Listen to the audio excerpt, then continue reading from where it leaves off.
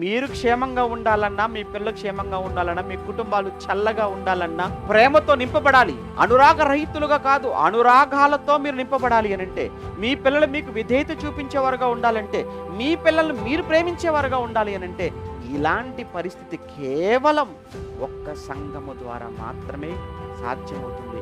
మీరు సంఘానికి ఎంత దూరం అయిపోతే, ఇప్పుడు చూసారా, ఇలాంటి సమాజానికి మీరు అంత దగ్గరైపోతారు. మళ్ళీ చెప్తాను, సంఘానికి మీరు ఎంత దూరంగా వెళ్ళిపోతే ఇలాంటి సమాజానికి అంత దగ్గర అవుతారు.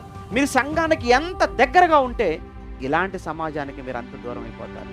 ఇప్పుడు చెప్పండి, మీరు సంఘంలో ఉంటారా, సమాజంలో ఉంటారా? సమాజం అలా ఉంది. అలాంటి సమాజంలో తల్లిగా, తండ్రిగా, పిల్లలుగా మీరు ఉండకూడదు అనుకుంటే, మీరు ఉండవలసిన ఒకే ఒక్క చోటు, అది క్రీస్తు సంఘం అనే చోటు. ఇక్కడికి వస్తేనే కానీ ఇలాంటి మాటలు చెప్పరు, ఇక్కడికి వస్తేనే తప్ప ఇలాంటి బోధ ఇక్కడ ఉండదు, ఇక్కడికి వస్తే తప్ప మీరు మనుషులుగా ఈ సమాజంలో 10 మందికి సేవ చేసేవారుగా, 10 మందికి ప్రేమను పంచేవారుగా, అనురాగం అంటే చూపించేవారుగా, అసలు మానవత్వంతో నిండుకున్న మనుషులు ఎలా ఉంటారు అన్నది ఈ సంఘానికి వచ్చినటువంటి మీ ద్వారానే ఈ సమాజం చూసి నేర్చుకుంటారు.